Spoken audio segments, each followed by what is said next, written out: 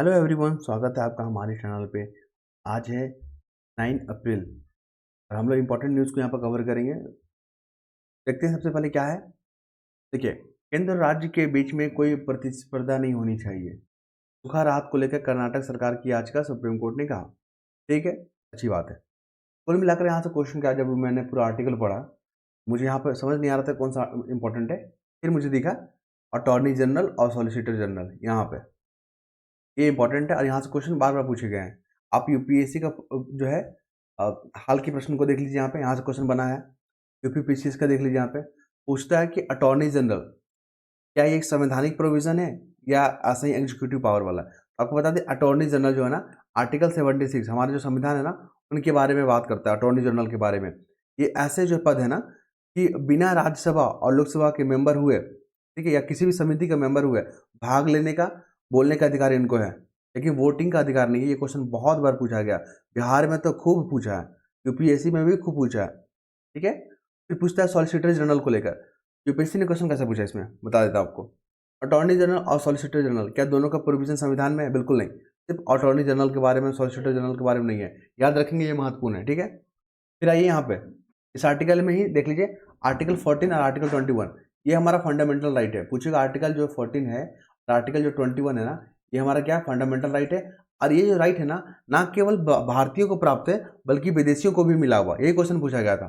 ये जो अधिकार है ना, आर्टिकल 40 राइट टू इक्वालिटी और आर्टिकल 21 राइट टू लाइफ, ये दोनों आर्टिकल जो है ना हमारे, जो हम भारतीयों को तो मिला ही हुआ, यहाँ के सिटीजन को तो मिला हुआ है, साथ ही विदेशों को भी मिला हुआ, विदेशियों को भी। याद रखेंगे इसको। आगे बढ़े हम लोग, इंपॉर्टेंट न्यूज़ को ही देखेंगे यहाँ पे, और जो भी अननेसेसरी जो टॉपिक होंगे उसको हम लोग इग्नोर करेंगे। देखिए यहाँ पे क्या हो रहा है, मणिपुर में राहत शिविरों में रह रहे लोगों का दर्द। उन्होंने कहा कि हम मतदान नहीं देंगे, हम वोटिंग वगैरह नहीं करेंगे। क्यों? क्योंकि हमारा घर ही नहीं बच रहा है। जहाँ पे मेरे साथ हिंसा हो गया है, मेरा घर ही नहीं रहा, मैंने अपने घर को अपने सामने जलते हुए देखा, तो वहाँ के प्रतिनिधि को मैं क्यों चुनूँ? ठीक है, चलिए ये सब तो बात है। क्वेश्चन कैसे फ्रेम करता है, आर्टिकल 326 यहाँ पर जो है ना हमें जो है मत देने का अधिकार दिया गया है। पहले हुआ करता था 21 साल, उसको घटाकर कर दिया कि 18 वर्ष। अगर आप 18 साल कंप्लीट है ना तो आप जाओ वोटिंग करने, बस आपका मतदाता सूची में आपका नाम होना चाहिए। ठीक है, आर्टिकल 326 ये इंपॉर्टेंट फैक्ट है। और आपको बता दी, ये हमारा कॉन्स्टिट्यूशनल राइट है, फंडामेंटल राइट नहीं है। वोट देने का अधिकार जो है ना कॉन्स्टिट्यूशनल राइट है, फंडामेंटल राइट नहीं है। क्या फर्क होता है दोनों में? अगर फंडामेंटल राइट है, अगर कोई भी आपका अधिकार फंडामेंटल राइट है, तो अगर उसका वायलेशन होता है, उल्लंघन होता है, तो आप सीधा सुप्रीम कोर्ट जाओगे बिना लोकल कोर्ट गए हुए। लाइक जैसे जज होता है, सेशन जज हो गया, हाई कोर्ट हो गया, सीधा आप जाओगे कहाँ? Supreme court. ध्यान रखिएगा। आगे बात करें यहाँ पे, जो इम्पोर्टेंट है यहाँ पे देखने को मिलेगा।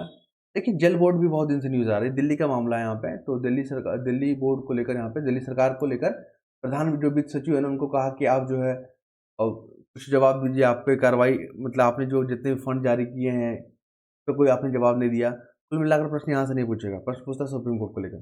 ठीक है, सुप्रीम कोर्ट वाला क्वेश्चन यहाँ से पूछता है। आर्टिकल 143 का आपने नाम सुना होगा या देखा भी होगा, जानते भी होंगे। इसमें क्या होता है, राष्ट्रपति को अगर लगता है कि उनको सलाह लेना चाहिए किसी भी सार्वजनिक मुद्दे पे, तो सुप्रीम कोर्ट से जो 143 के तहत जो सलाह लेंगे। याद रखिएगा, ये पहला फैक्ट हो गया। या मैं कई दफ़ा पूछा गया, सुप्रीम कोर्ट में जज की संख्या भी हाल में बढ़ाया गया था कुछ साल पहले। 31 हुआ करता था, 34 हो गया। तो ये पावर भी किसको दिया गया है? जो संसद को दिया गया। याद रखेंगे, तो हो गया। फाइनेंशियल इमरजेंसी अगर लगा ना देश में, पिछला बार क्वेश्चन बीपीएससी में पूछा, अगर फाइनेंशियल इमरजेंसी लगा 360 के तहत, तो यहाँ पे सुप्रीम कोर्ट के और हाई कोर्ट के जजों की भी संख्या जो है ना, सैलरी और पेंशन वगैरह सारे कट होंगे, सिर्फ राष्ट्रपति के नहीं होंगे। ये क्वेश्चन पिछले बार पूछा गया आपका बिहार में, तो ये इंपॉर्टेंट बनेगा। और आपको बता दें, यहाँ पे सुप्रीम कोर्ट जो हटाने की जो प्रक्रिया है, वो भी जो है एक संसद की भूमिका इसमें हो जाता है। हटाने के लिए संसद की भूमिका रहेगा वहाँ पे। इम्पीचमेंट जैसी प्रक्रिया को फॉलो किया जाता है। सुप्रीम कोर्ट का जज को अपॉइंटमेंट कौन करते हैं? यहाँ पर राष्ट्रपति करते हैं। कॉलेजियम जो है सिस्टम है, उसके द्वारा नाम का सिफारिश होता है। यहाँ तक ठीक है। आगे बढ़ेंगे हम लोग, हमें क्या देखने को मिल रहा है।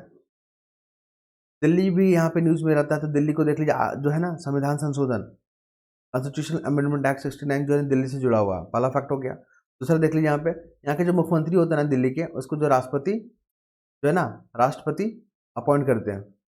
तो हो गया।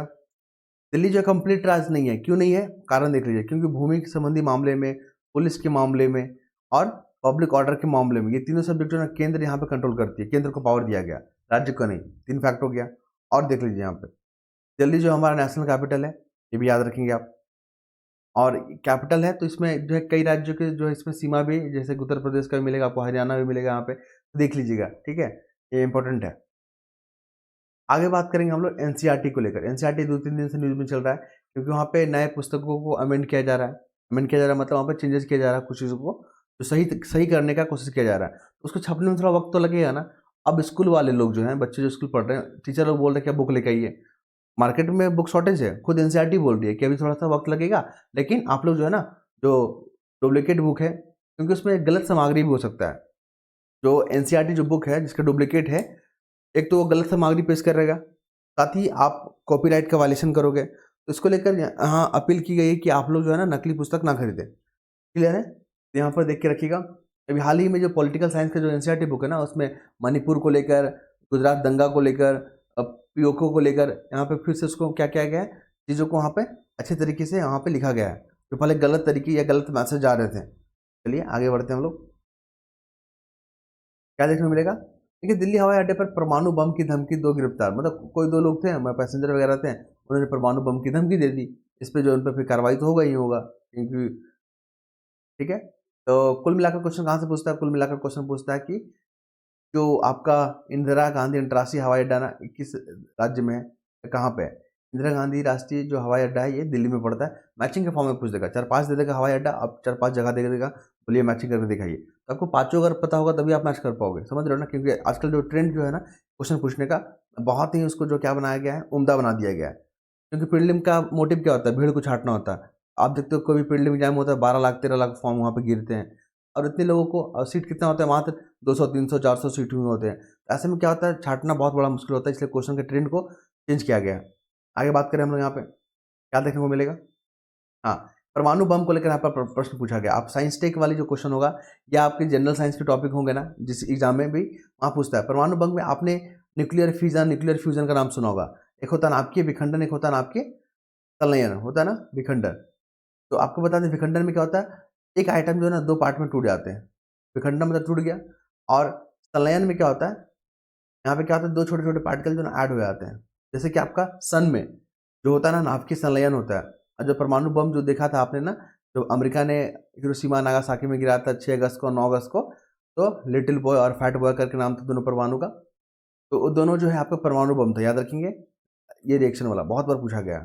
और इसमें फ्यूल के रूप में आपका हो गया थोरियम होता है, और क्या होता है फ्यूल के रूप में, क्या यूज होता है? थोरियम और यूरेनियम। ठीक है, चलिए आगे बात करें हम लोग। तो हमें क्या देखने को मिल रहा है? एडिटोरियल। एडिटोरियल में क्या देखेंगे? देखिए शक्ति और सम्मान, शक्ति और सम्मान बात किया गया। नारी शक्ति वंदना अधिनियम, इस नाम को याद रख लीजिए, आने वाले एग्जाम के लिए ना बहुत महत्वपूर्ण है। नारी शक्ति वंदन अधिनियम, ये जो ना 106 कॉन्स्टिट्यूशन अमेंडमेंट एक्ट इंपॉर्टेंट है। क्यों बात कर रहे हैं हम लोग 106 के बारे में, नारी शक्ति वंदना अधिनियम के बारे में? इसलिए बात कर रहे हैं क्योंकि अभी हाल ही में आप देखोगे कि बहुत सारे प्रत्याशी जो महिला खड़े हो रहे हैं मतलब चुनाव में, तो बहुत लोग जो है ना विपक्ष वाले जो अभद्र टिप्पणी करते रहे, जो सही नहीं है। जैसे कि आप ममता बनर्जी के बारे में कुछ बोल दे रहे हो, आप हेमा मालिनी के बारे में बोल दे रहे हो, कंगना रनौत के बारे में बोल रहे हो, क्योंकि ये महिला है, ठीक है, और इनको पता अपना अधिकार कैसे कैसे इलेक्शन लड़ना है। तो आप इसके अभद्र टिप्पणी या ऐसा टिप्पणी नहीं करोगे तो इनकी गरिमा को क्या करे, कुंठित करे या चोटित करे।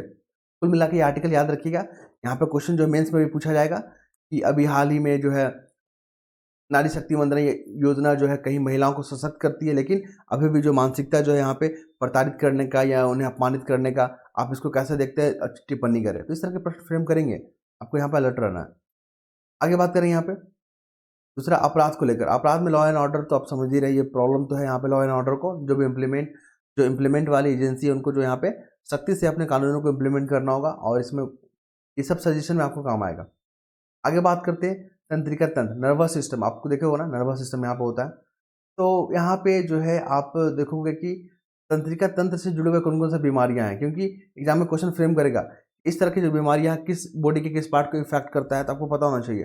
जैसे कि हो गया तंत्रिका तंत्र को प्रभावित करने वाले बहुत सारे रोग हैं, जैसे कि अल्जाइमर हो गया, जिसमें आपको याददाश्त प्रॉब्लम होगा, आप लिख ही नहीं पाओगे।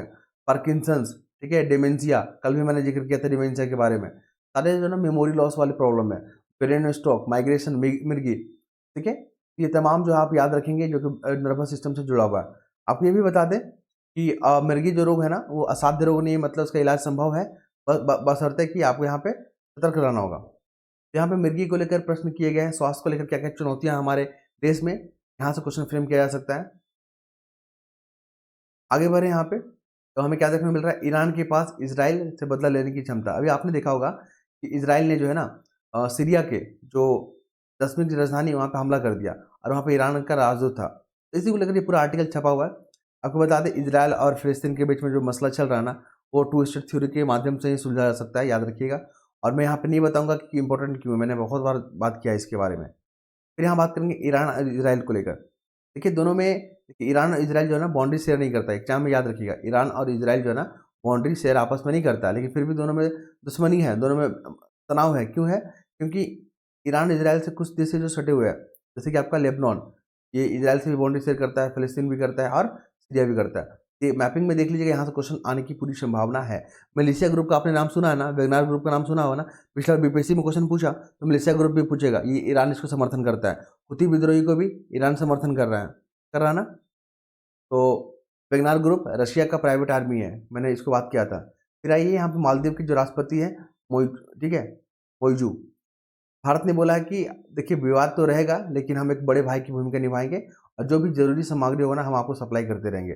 तनाव तो होते रहेगा क्योंकि आप भी तो इन्फ्लुएंस में हैं, आप भी क्या करेंगे, अब थोड़ा सा समझदारी तो सिखाना ही पड़ेगा। तो इस तरह की बातें की गई है। कुल मिलाकर इंडिया आउट की नीति ने अपनाया था, ये राष्ट्रपति जो थे ना जब अपना इलेक्शन लड़ रहे थे, इंडिया आउट की नीति ने अपनाया था कि भारत को यहाँ से खदे रहो। ठीक है, देखिए भारत ने बोला देखिए आप हमारे पड़ोसी देश हैं, आप जो ये सब चीज़ कर रहे हो ना, ये सब चीज़ का हम लोग ज्ञाता है यहाँ पे, आप जहाँ तक सोच नहीं पाओगे वहाँ से सोचना हम लोग शुरू करते हैं। तो मालदीव को समझाया गया है कि आप देखिए ज़्यादा उड़ने की ज़रूरत नहीं है आपको, आप हमारे पड़ोसी हैं, पड़ोसी की तरह बिहेव कीजिए। बहुत सारे देश जो है आपसे बड़े हैं और वो भी हमसे सबक ही सीखते हैं। ठीक है, कुल मिलाकर याद रखिएगा। आगे बात करें हम लोग तो हमें क्या देखने को मिलता है, देखिए हाईकोर्ट ने कविता को जमानत देने से मना कर दिया, वही धन शोधन के मामले में, मनी लॉन्ड्रिंग के मामले में। पीएमएलए याद रखिएगा, prevention of money laundering act जो है बहुत न्यूज में आ रहा, 2002 का अधिनियम है, लागू 2005 में हुआ था, संशोधन 2009 में हुआ था, एक और 2012 में हुआ था। ठीक है, जितना ईडी भी कार्रवाई कर रही है ना, इन्फोर्समेंट डायरेक्टरेट जो जितना भी कार्रवाई कर रही है इसी एक्ट के माध्यम से कर रही है। अभी हाईकोर्ट ने कहा कविता को जमानत देने से मना किया, तो हाईकोर्ट के बारे में क्या पूछता है, हाईकोर्ट में अगर जज की संख्या बढ़ाना है ना, ये पावर है राष्ट्रपति को। राष्ट्रपति को आर्टिकल 216 एग्जाम में जो पूछा गया आपका बीपीएससी में एग्जाम में, मैंने आपको यहाँ पे क्लियर कर दिया। ठीक है, चलिए यहाँ पे हम लोग बात करेंगे मेंस का प्रश्न है, ये मेंस का जलवायु परिवर्तन किस तरह जो समानता है, राइट टू इक्वालिटी है ना हमारा, राइट टू इक्वालिटी मतलब 14 से 18 तक है, उसको कैसे प्रभावित कर रहा है हमारे फंडामेंटल राइट को।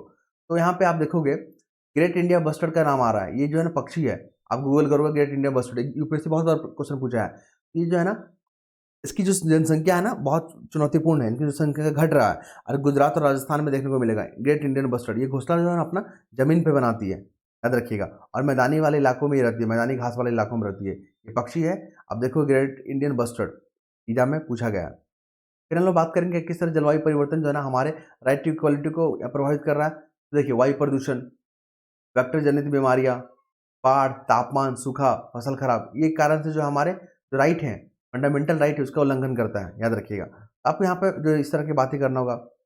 आर्टिकल 21 जो है ना राइट टू लाइफ, ये बहुत बड़ा आर्टिकल है, इसमें बहुत सारी जो अधिकार सम्मिलित है। आगे बात करें हम लोग, केंद्रीय मंत्री जो प्रहलाद जोशी है ना खिलाफ चुनाव लड़ेंगे लियांगत संघ। ये देखिए लियांगत संघ जो ना अपना एक अलग धर्म मांगने की डिमांड करते हैं, लेकिन ये उन्होंने कहा कि हम निर्दलीय चुनाव पे लड़ेंगे। क्वेश्चन पूछता है कर्नाटक के धरवार वाला क्षेत्र, कर्नाटक के धरवार क्षेत्र, आपको जितना भी मिनरल्स वगैरह मिलता है ना वो धरवार वाला जो चट्टान होता है ना उसमें मिलता है। जैसे हमारा बिहार में मुंगेर, नवादा, गया, वहाँ पर भी धरवार का चट्टान है, झारखंड में भी धरवार चट्टान देखने को मिलेगा। आप अपने भारत में देख लीजिए तो धरवार का जितना भी एरिया है वहाँ पे मिनरल्स वगैरह मिलता है, याद रखेंगे इसको। ठीक है, और कोयला कहाँ मिलता है, गोंडवाना लैंड में मिलता है। फिर बात करेंगे मुस्लिम लीग को टिप्पणी को लेकर, यहाँ पे जो है ना मुस्लिम लीग का नाम आ गया है, आपको पता है ना मुस्लिम लीग का स्थापना कब हुआ था, 1906 में। ये वही संस्था है, ये वही ऑर्गेनाइजेशन है जो कि पाकिस्तान का डिमांड किया था, और जो वर्तमान में पाकिस्तान देख रहे हैं ना इसी ने डिमांड किया था 1940 में, याद रखेंगे। चुनाव आयोग को लेकर याद रखेंगे आर्टिकल 324 जो है ना चुनाव आयोग के बारे में हमारे संविधान में चर्चा किया गया है। ये कॉन्स्टिट्यूशनल बॉडी है, इसमें 3 मेंबर है, एक जिसमें से एक चीफ जस्टिस ऑफ, माफ कीजिएगा, चीफ इलेक्शन कमिश्नर है उसमें, और इसके अपॉइंटमेंट कौन करते हैं? राष्ट्रपति करते हैं। लेकिन एक पैनल जो है ना नामों की सिफारिश करती है, जिसके जो पैनल का हेड कौन करेंगे? प्रधानमंत्री करेंगे। आगे बात करेंगे यहाँ पे, तो यहाँ पर देखने को मिलेगा आर्टिकल 370, आपको पता ही है, ज़्यादा चर्चा नहीं करेंगे इस पर हम। सुप्रीम कोर्ट ने पैरोल पर 96 वर्षीय दोषी को रिहा करने का समर्थन। देखिए यहाँ पे एक दोषी था जो कि आतंकी हमला किया था 1993 में ट्रेन में, तो इसको जो है पैरोल पर छोड़ दिया गया। क्वेश्चन क्या पूछता है? पैरोल को लेकर यूपीएससी क्वेश्चन पूछा गया 2022 में। पैरोल जो है ना, क्या जो कैदी होते हैं उसका अधिकार है? बिल्कुल नहीं। पैरोल को लेकर जो है ना राज्य में अलग अलग नियम है, राज्य में अलग अलग नियम, ये क्वेश्चन पूछा गया था कि क्या कैदियों का ये अधिकार है? फंडामेंटल राइट है? बिल्कुल नहीं। ये राज्य का जो है अपना अपना नियम होता है और इस पर राज्य फैसला करती है कि किसी को पैरोल पर छोड़ना चाहिए या नहीं छोड़ना चाहिए। अगर कोई कैदी बोलता है कि नहीं मेरा अधिकार है और हम इसको लेकर ही रहेंगे, तो सुप्रीम कोर्ट मतलब कोर्ट जो है ना बहुत मारती है उसको। ठीक है, चलिए, तो यहाँ पे पैरोल जो है ना ये राज्य का अपना विषय है और इस पर जो अलग अलग नियम बना होता है। जो भी मान लीजिए कैदी हो गए और वो अच्छा व्यवहार कर रहे हैं रह के, ठीक है, जैसे कि मान लीजिए इनको 10 साल का सजा दिया गया, 5-6 साल सजा काट लिए हैं, ठीक है, उनका व्यवहार अच्छा है, तो इनको पैरोल पे जो है ना बीच बीच में रिहा किया जाता है कि इतने टाइम तक आप जो है अपने काम को करके आओ, उसके बाद आपको फिर से जेल में आना पड़ेगा। इसे व्यवहार जो है ना, अगर आप अच्छा व्यवहार करते हो जेल में तो जाकर पैरोल मिलता है, याद रखिएगा। जैसे चारा घोटाला में आप देखो तो लालू जी को शादी में उनको बाहर निकलने के लिए दिया गया था जेल से, फिर वो कुछ और भी महत्वपूर्ण कार्यों से बाहर जा रहे थे, तो सब पैरोल है, मतलब उनका बिहेवियर देखा जाता है। आगे बात करें यहाँ पे मौसम चेतावनी प्रणाली को लेकर। देखिए यहाँ पे जितने भी भारत के पड़ोसी देश हैं, जैसे मालदीव हो गया, नेपाल हो गया, सब डेवलप कंट्री नहीं ना है, अनडेवलप कंट्री है, छोटे छोटे द्वीप है, आइलैंड है, ये सब, तो इनको हेल्प करना तो भारत की ही जिम्मेदारी रहेगा ना, क्योंकि भारत के सटे सब राज्य है और भारत जो है ना पहले पड़ोसी नीति के तहत इन सारे देशों को जो यहाँ पे क्या करेगा? मौसम चेतावनी प्रणाली विकसित करने का जो है हेल्प करेगा। क्यों करेगा? क्योंकि अभी जो आप देख रहे हैं क्लाइमेट चेंज के कारण बहुत सारे आइलैंड जो है ना, द्वीप जो है ना डूब चुके हैं। कल मैंने जिक्र किया था कारेल करके थे, पानीपत करके ऐसा कुछ नाम था वहाँ पे ना, मैंने कल के पेपर में डिस्कस किया था, आप लोग देख लीजिएगा उसको, ठीक है, तो वहाँ पे हेल्प करेगा भारत। आगे बात करें यहाँ पे, तो हमें क्या देखने को मिल रहा है? यहाँ पे देखने को मिल रहा है, देखिए, महात्मा गांधी की पौत्री मतलब जो पोती थी इंदिरा गांधी ने कहा कि विभाजनकारी और नफरती ताकतों का विरोध करें। कुल मिलाकर फिनिक्स सेटलमेंट्स पूछता है कि फिनिक्स सेटलमेंट का स्थापना किसने किया था? महात्मा गांधी ने, दक्षिण अफ्रीका में। ये क्वेश्चन बहुत बार पूछा गया। फिनिक्स सेटलमेंट महात्मा गांधी ने स्थापना किया है, कहाँ? दक्षिण अफ्रीका में, याद रखेंगे। और इसके बाद मुझे क्या इंपॉर्टेंट नजर आ रहा है? देखिए, परमाणु संयंत्र पर नहीं किया गया हमला यूक्रेन। रूस बोल रहा है कि यूक्रेन जो है ना मेरा परमाणु संयंत्र पर हमला किया। उस परमाणु संयंत्र का नाम याद रखिएगा, जापोरिजिया परमाणु संयंत्र। कहाँ है? रूस में है। ये इंपॉर्टेंट है, आने वाले एग्जाम में बहुत देखने को मिलेगा आपको। और रूस ने जो है ना 22 फरवरी 2022 को हमला किया था, ठीक है, याद रखिएगा। तो हो गया यहाँ पे। देखिए, मोजाम्बिक में एक नाव पलट गया था, तो पूछेगा कि नामपूला प्रांत कहाँ पे है? मोजाम्बिक में है, याद रखिएगा। मैचिंग के फॉर्म में पूछ सकता है। इसके बताइए स्पोर्ट्स सेक्शन में नहीं। इसके बताइए यहाँ पे, देखिए, केंद्र ने आंध्र के लोगों के साथ धोखा किया और कांग्रेस जब सत्ता में आएगी ना तो हम इसको बिजनेस दर्जा देंगे, स्पेशल स्टेटस का दर्जा देंगे। किसको? आंध्र प्रदेश को। आपको बता दें, यह मेंस में काम आएगा आपको। कोई भी राज्य जो है ना, कोई भी स्टेट अगर स्पेशल स्टेटस का मांग करती है, जैसे कि बिहार भी मांग करता है, ठीक है, कि हमको स्पेशल स्टेटस का दर्जा दीजिए। क्यों करता है? क्योंकि बिहार का जो बाउंड्री है ना, इंटरनेशनल जो है बाउंड्री शेयर करता है नेपाल के साथ। वहाँ पे बहुत सारे जो है गरीबी उरीबी देखा गया है, ठीक है, इस कारण से बिहार जो है हमको स्पेशल स्टेटस का दर्जा मिलना चाहिए, डिमांड करता है। बात करेंगे आगे मेंस में हम लोग।